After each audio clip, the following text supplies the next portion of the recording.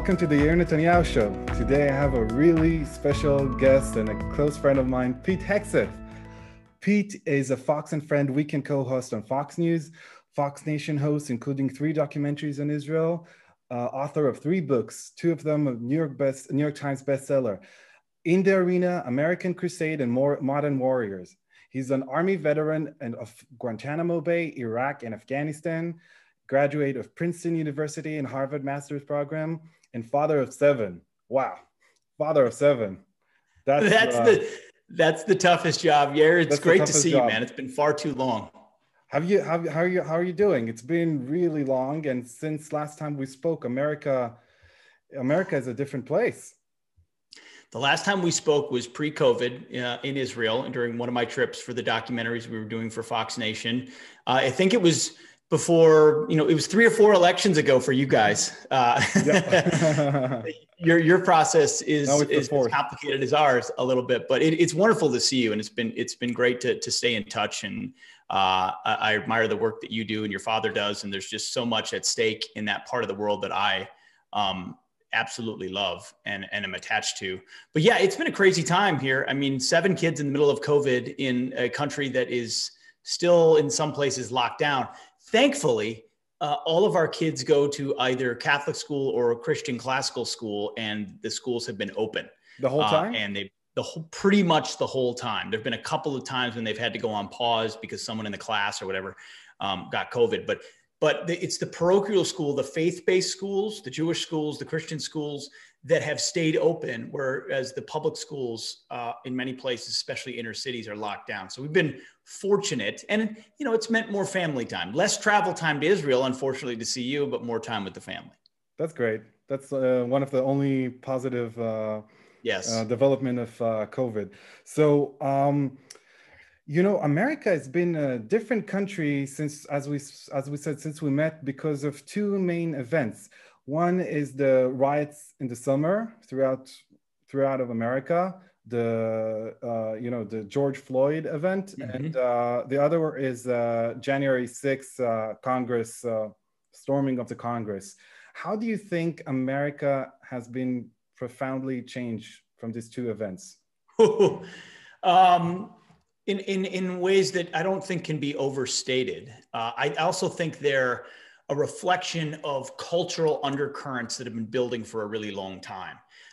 Take what happened with Black Lives Matter, George Floyd, and the riots over the summer. There's no doubt you can have a conversation about policing and proper policing, and that has been ongoing. But what happened, stepping aside from the particulars of the incidents, all of which should be looked at on the merits in the case. Was it handled properly? Was it not handled properly? And justice should be applied accordingly. None of it is a justification for rampant rioting and looting in the name of justice, attacking businesses and residential areas that had nothing to do with what happened at all. And then inner city police departments and mayors who, you know how it is, they got elected. They're leftists who got elected to make bike paths and imagine green spaces. And then suddenly they've got riots on their hands and they have no idea what to do at all. And rather than enforce the rule of law, they throw the police under the bus and they don't let them do what they should do to maintain order. Assaulting a police officer is not okay. Resisting arrest is not okay. Lighting things on fire is not okay. I don't care what your cause is. You're breaking the law. Well, they took over downtown Seattle for a whole month or 2 months. For a whole month, they took over a police precinct in Minneapolis. They built an autonomous zone where the police were not allowed to go in an American city. I mean, and Donald Trump had the audacity to say, maybe we should send in the feds to do something about it. And of course, then the left says, well, it's all Donald Trump's fault, but it has nothing to do with Donald Trump. See, under the era of President Trump, any resistance was justified. And then you would have CNN, they'd have a reporter, and I don't know if you've seen this clip, Yair, but it's amazing. You've got a reporter in the field. Fiery, but mostly peaceful. Fiery, but mostly peaceful. The building is on fire, but the protests are peaceful. They're doing anything they can to run cover. And the other undercurrent when I Just to mentioned say undercurrents, to our viewers that don't know what we're talking about, there was a scene in CNN that I think it was from Michigan, that the downtown Kenosha, Kenosha was burning down and the building is burning down behind him. Wisconsin. Wisconsin, Yes. right? And they say that in the title that it was fiery but mostly peaceful protest. Yeah. You can't make it up. You don't believe your lying eyes. But the cultural undercurrent for all that is more insidious, which is what's being taught in schools, critical race theory, which has taken hold in our universities. What does that mean? Critical race theory is the idea that you look at all events in history through the lens of race, through intersectionality, through how exploitation led to certain people being in power and other people not being in power. There's always an oppressed and an oppressor. There's an oppressed and an oppressor. Yeah, even correct. in 2020 in America. In 2020 in They're America. not talking about only the 19th century or stuff like that. They're talking. Nope. I mean, we're talking about the most free, most fair, most just, most tolerant. Just the same accusations get leveled against the state of Israel. Exactly. They're projecting the things that we aren't on us to try to make us hate ourselves. Yeah. And it's working. And the most popularized version of critical race theory is this idea of the 1619 Project, which if your listeners are not familiar, there's a movement. There was an article written in the New York Times Magazine based on a book based on critical race theory that says that America's founding is actually not 1776 with the Declaration of Independence, but is actually 1619 when the first slaves arrived on the continent, because you can't understand America without understanding slavery, because slavery is in our DNA. It's how America came to be. And so America is fundamentally, according to this way of teaching, is evil, is racist. Correct. And America was always perceived as the force of good in the world, as the first superpower in history that spread across the world human rights and liberty and democracy and freedoms. And now they reverse it and make it the opposite, that it's an evil superpower, white, colonial, all of that, which is pretty unbelievable. Nail on the head. And because everything the left touches, it destroys. They're trying to do that to the single, greatest and most prosperous nation, I believe, in human history.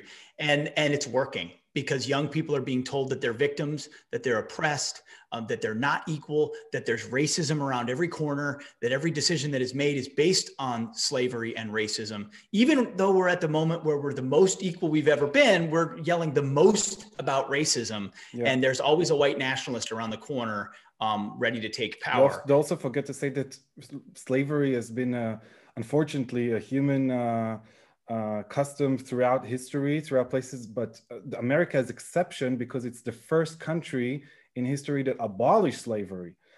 Slavery was, very popular in the Middle East. It was very popular in Africa itself, enslaving one another in African, Middle Eastern countries, Arab countries, all over throughout history, was having slaves. There are some countries even today that still have slavery, and there's a slave market in Libya, I think, and nobody from these liberals care too much about this, slave market in Libya. But these are your pesky facts. The pesky facts don't have anything to do with their hatred of the narrative of what America represents. So all of that is fed into even so many of the slogans that go into it. Doesn't matter if they're right or wrong. They're emblematic, they believe, of injustice that persists to this day. The thing is the whole riots of the summer are not over. I'm from Minnesota. I spent a lot of time in Minneapolis as a kid. And the Derek Chauvin, the police officer who had his knee on the neck of George Floyd, and the other 3 officers are up for trial in the month of March. And if you've watched all the footage, there's some clips of the entirety of the interaction, and then you look at the toxicology report. There's a lot of speculation that those officers will not be found guilty per se, based on the amount of drugs in George Floyd's system, and based on all the dynamics at play. And I don't know how it's going to play out, but if they're not convicted absolutely of first-degree murder across the board, there's already an indication that the city of Minneapolis will be lit on fire yet again. And the mayor is still unprepared, and he's still doesn't know if he's going to call in the National Guard, and the police don't know what kind of latitude they'll actually have to protect businesses, which could burn down for a second time.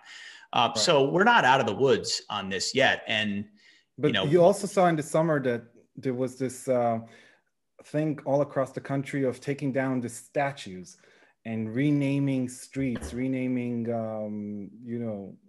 I think airfields. What is that about? There's something very deep in that process. Again, it is reflective of it's not just 1619, but it's that view that America is defined by its sins of the past, that the only lens through which you should view America is it was stolen from Indians, from Native Americans, and built on the backs of slaves. Therefore, anyone who was a slave owner, anyone who was a part of, didn't go far enough in their time should be canceled. And you've heard of cancel culture. Yeah. It's not enough to understand them in their context. We're all flawed human beings in the context of history. All of us, every single person, George Washington, everybody flawed within the context of their time. It's not enough to see them there. They must have been perfect in that moment. Otherwise, they must be erased. And called slave owners and dismissed. So what is you're looking cancel culture? It's not only about historical figures. It's about everything. It's about everything. And Dr. Seuss. I almost wore my Dr. Seuss T-shirt for you today. I don't know if you had. You'd have to tell me if you had Mr. Potato Head in Israel growing up. I don't know, but we all know it from Toy Story, the movie. So there you go. There you go. You sell it for kids. I don't. I had a real potato head as a kid, but so it's racist now, right? Yeah. Well, no. It's not racist. It's not racist. It's not gender fluid enough. So you have a Mr. Potato Head and a Mrs. Potato Head, but now it's just Potato Head, so that the kids can put whatever parts they want on it. Yeah.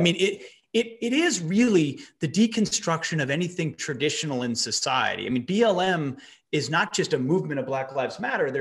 Their platform is they want to dismantle the nuclear family. The idea of merit is considered racist. Right. The idea of testing in schools is seen as biased against certain ethnic groups, and all these. Everything of Western capitalism is colonialism, and the new phrase is anti-racism. It's not enough to not be racist. You must also be anti-racist, which means you must have white guilt and sort of apologize for things that even you haven't done in the past. So it's hard to keep track of how it all comes together. And frankly, I could do better than I have right here. But it manifests in looking around at anything in society that once was attached to something we don't like, and it needs to go. Right. So we're not talking about people you've never heard of. We're talking about Thomas Jefferson, George Washington, Abraham Lincoln, the guy who emancipated the slaves and fought a war about it. Taking down some of his monuments too, some of his statues. Yes. Unbelievable. Even Churchill somehow. 100%. Because he was involved in foreign wars, colonial wars. Well, he defeated the Nazis. Think about our world we've been living in today. If he wouldn't defeat the Nazis. Not good enough. What have you done? Okay. So right. What? Defeated the Nazis. Who cares? They're so obsessed with erasing anything that would make America or the West look good, and replace it with what is not an answer they can give you.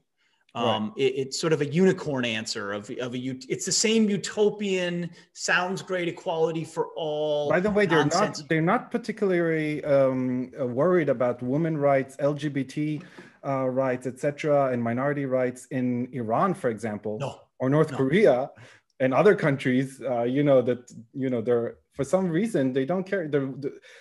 There is a real problem of LGBT rights and women rights in Iran and North Korea, and somehow they're not interested in that. No, maybe they're America first. Maybe that's the problem. But I think it all comes back for the same root, that it's about socialism. It's about socialism, and it's about divide and rule. If you divide the different populations, you can control them. And Black Lives Matter, of course, as a slogan, it's something we all support, but as an organization, Black Lives Matter Inc., it's all, you know, they openly say that they are Marxist, and their goals is not to, their goals in Antifa, which, you know, it's to promote Marxism values in America, and Marxism only goes hand in hand without democracy. You cannot have democracy and Marxism. So what is the state of the, you know, democracy in America? What is the state of freedom of speech in America? The most fundamental characteristic of a democracy is freedom of speech. Not good, Yair. And I wrote a book about it called American Crusade, which I wrote before the election. And I wrote, frankly, not even factoring in politics or who the president is as the most important factor. I mean, of course, we had a big election and all of that. That's all important. But what's way more important, I mean, politics is downstream of culture.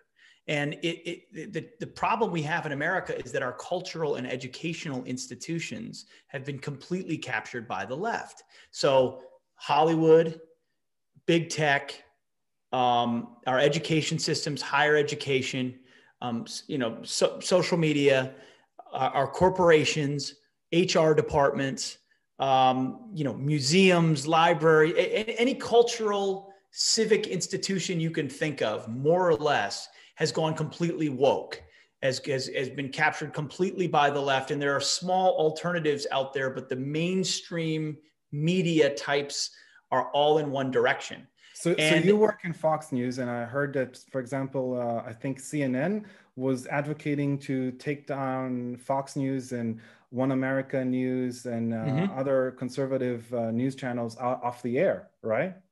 This is who the left is. We know that. They're not interested in pluralism. They're not actually interested in, they're not actually liberal, small L. They're not interested in an exchange of ideas. Liberals. What? They're the opposite of liberal. They're the opposite of liberal. They're illiberal. Yeah. So if they can, they want to enforce monolithic thinking. And, we've gotten to the point where in America, speech is considered violence. You can be violent, you can trigger someone, you can threaten someone is physically harmed by your speech, maybe suggesting that capitalism is good or that racism isn't everywhere, things like that, or that maybe there are men and there are women and that's, that's the way it is. Oh, yeah. That's something they recoil from. By the way, that's not the way most Americans feel, but they control the institutions and levels of culture, and they shame people into self-censorship, by canceling them if they don't comply. And as a result, they create this idea where if you don't comply, you're going to be ostracized to the point where you can't get a job, you can't keep a job. Right. So that's what's going on in the universities. It started in the universities, I think, early as the 60s, with the hippies and the Vietnam War and all of that.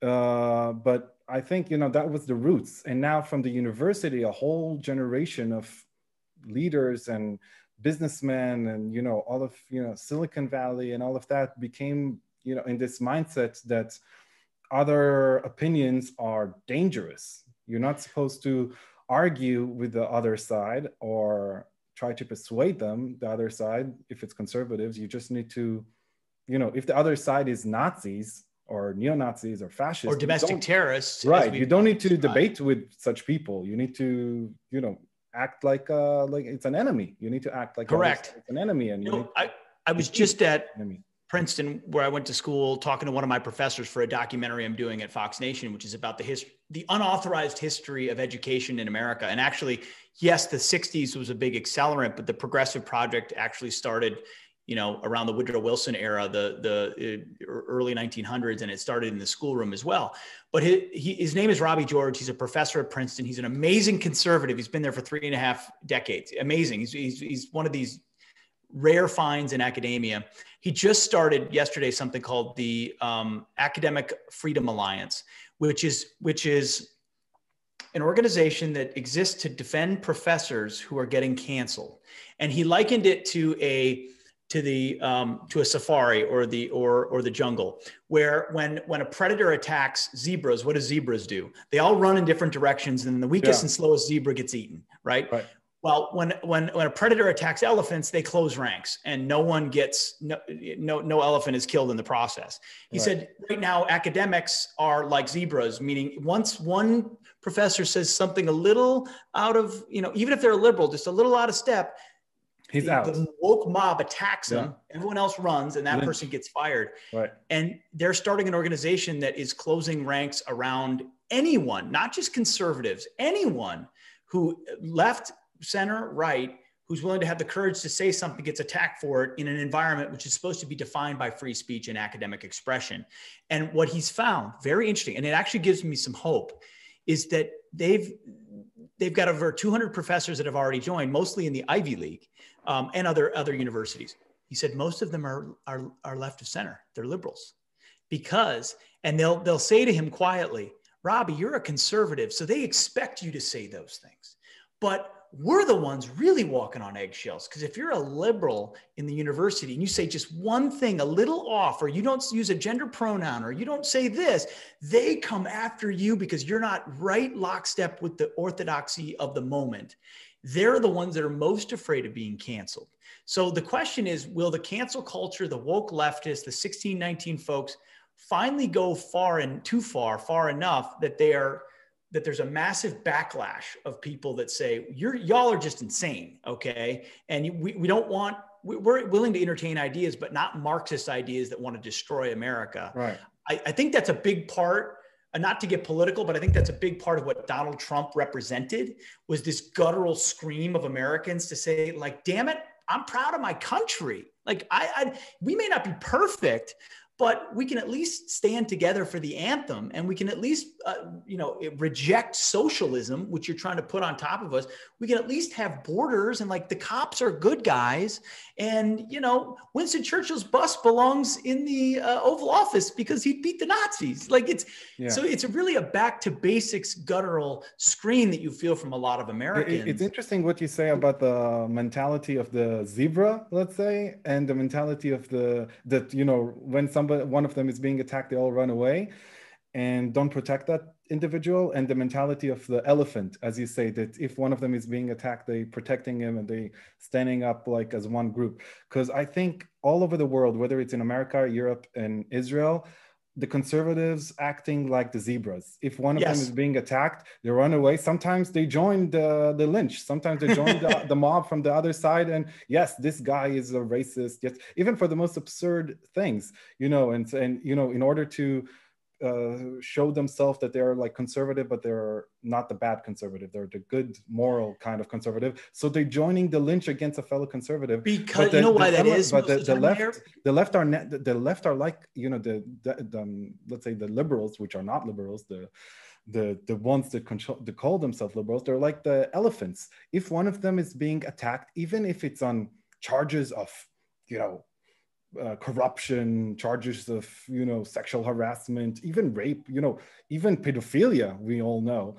If one of them is being attacked on these issues, even if he's guilty, they're protecting their closing ranks and they're protecting their fellow, comrade. It's because they're comrades. Yeah. It's because the conservatives have principles, right? So they want to say, well, if we're looking at a case or an accusation, we should look at it based on the merits, whether you're a conservative or a liberal. Whereas on the left side, which controls the media, take Brett Kavanaugh and his Supreme Court confirmation. They will jump all over accusations from 35 years ago from a witness that stories changed a bunch of times and say, believe all women right now. This is the worst thing we've ever heard. And right now, I don't know how much your listeners are aware, but the governor of New York State, Andrew Cuomo, who was held up as this great example of the person who led during COVID, has underrepresented the amount of people that died in nursing homes under his time frame. And now B, has 4 or 5 seems to be credible sexual harassment allegations against him. Yet the media is going, no, I don't know. And these allegations are from like 2-3 years ago from staffers in his office who are willing to come on the record and talk about it. And I, as a conservative, I step back and I go, hey, let's have an investigation. I don't want trial by media. He is innocent until proven guilty. That's what should happen. But that never would be done to me, ever.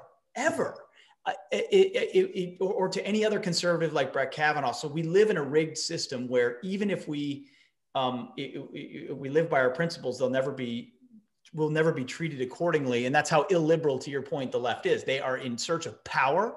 And because if power is your guiding factor, then you will circle those elephants and defend that power no matter what. And you're right, they've been very good at it. So I see. So since the January 6th storming of the Capitol, which was a very horrible event, and we all condemn it, obviously, but it seems like the big tech and the media and the most powerful institutions in America took this unfortunate event and took it as an opportunity to crack down on freedom of speech. How is that? What has changed when it comes to freedom of speech in the aftermath of the January 6th Capitol event? Now, are you talking about the mostly peaceful protest? Sorry. I don't know if we're talking about the same thing. Got it.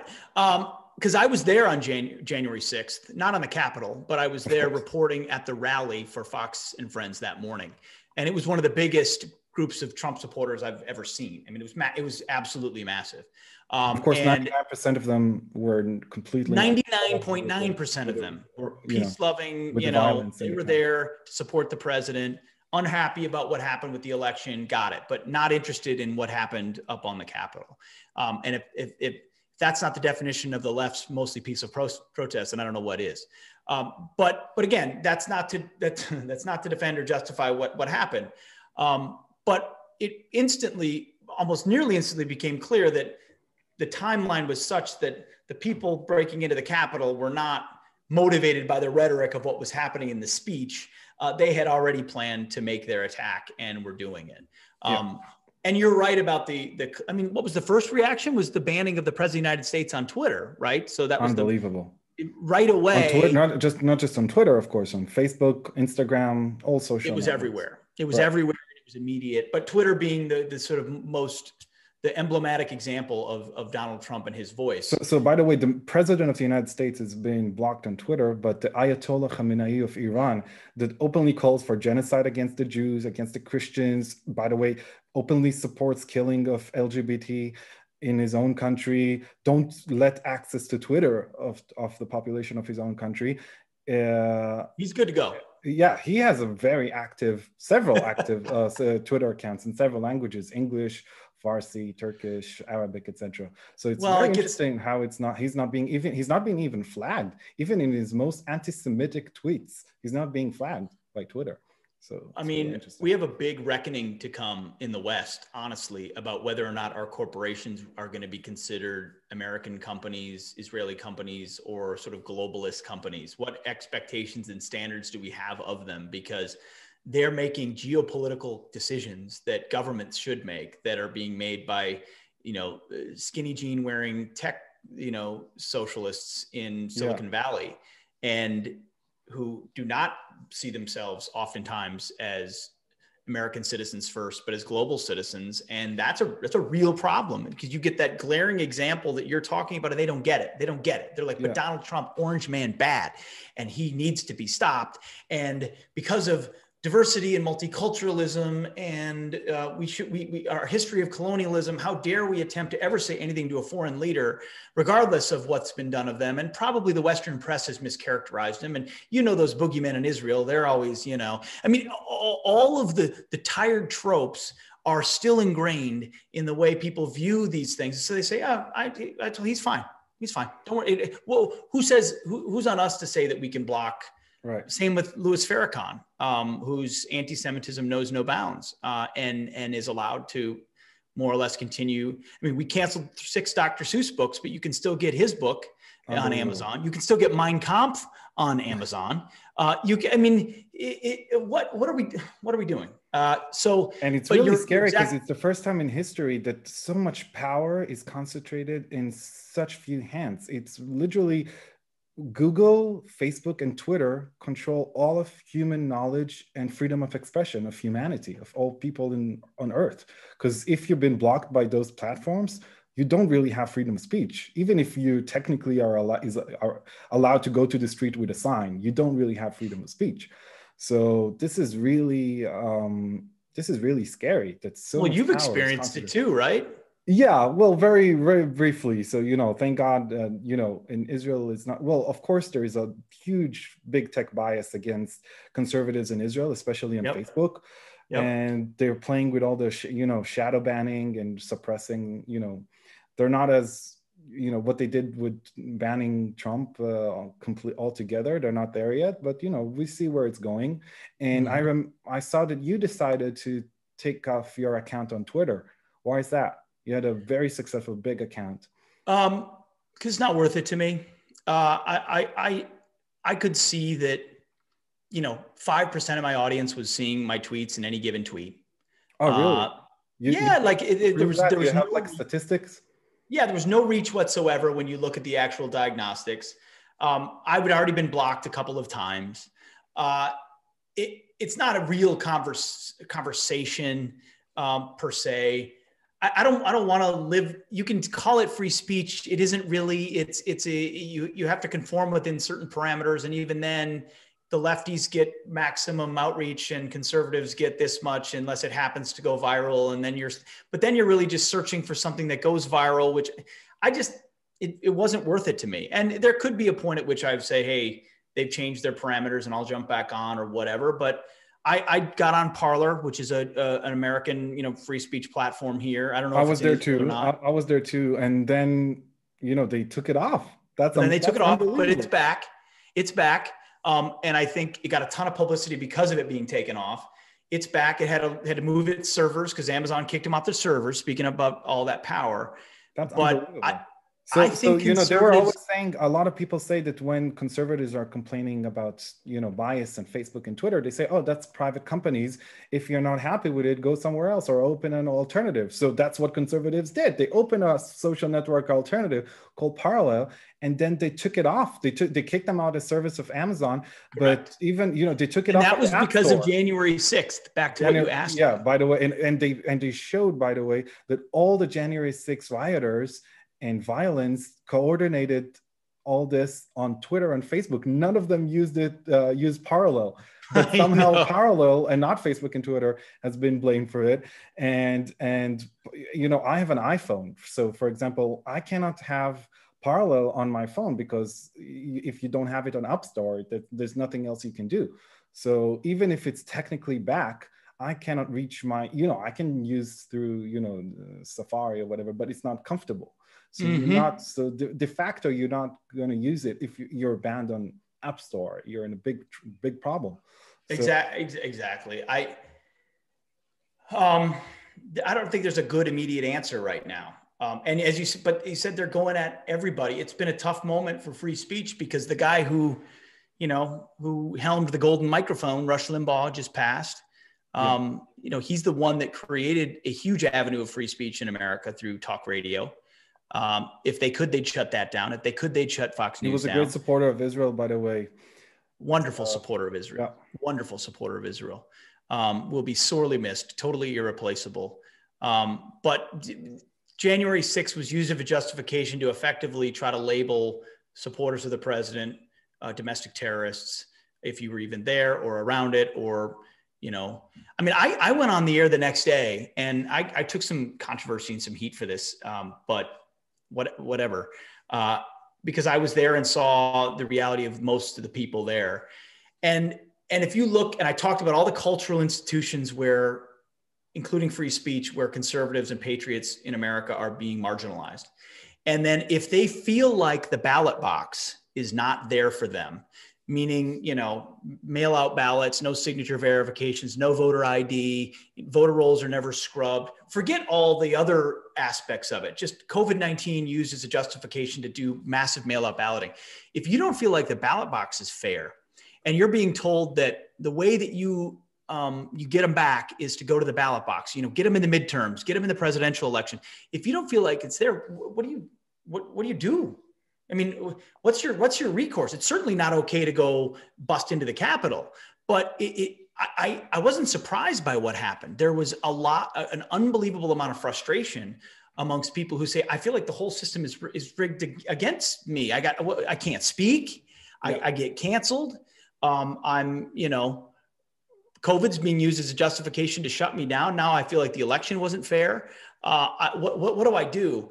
And it's a crisis moment for conservatism. I think Donald Trump created a lot of the backbone that we need. And I'm not talking about that in a January 6th sense. I'm not talking about that in a violent sense. I'm talking about in recognizing what the left has done and that we need to be fortified in the culture and be willing to fight for it.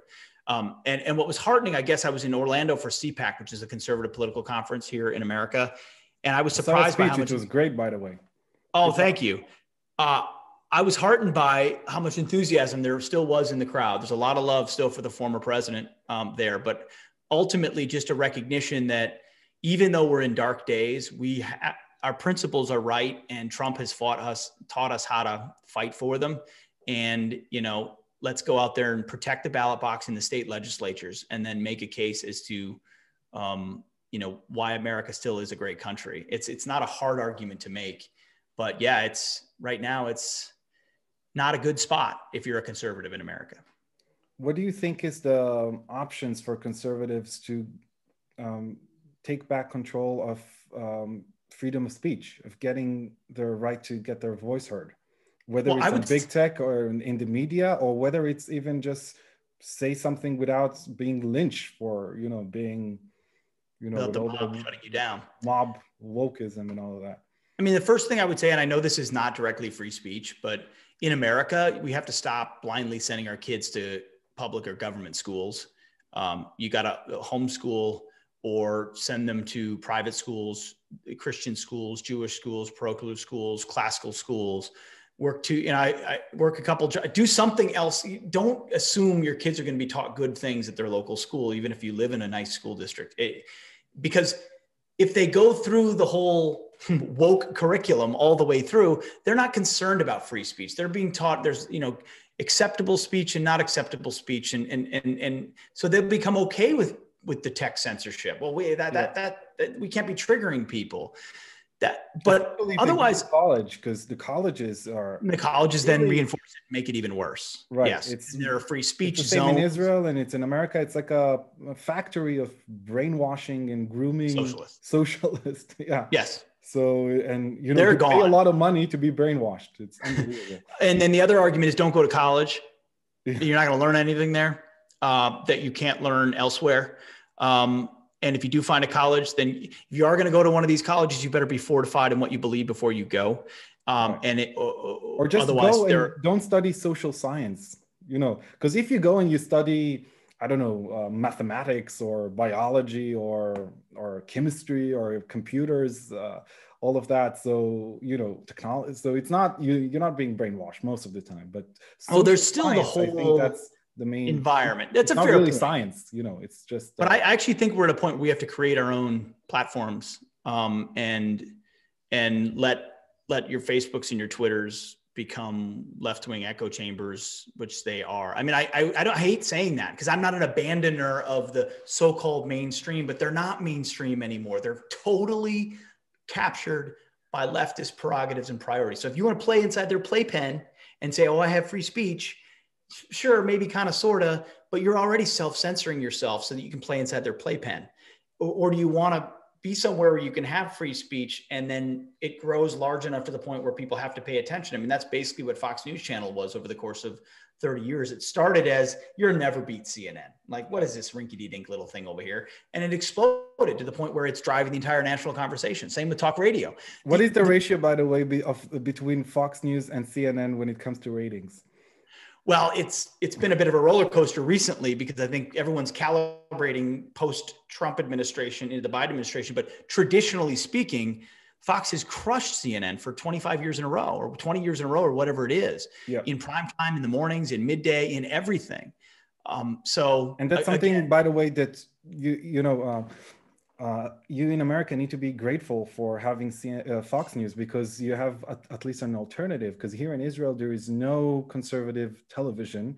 We only have the equivalent of, let's say, CNN and MSNBC.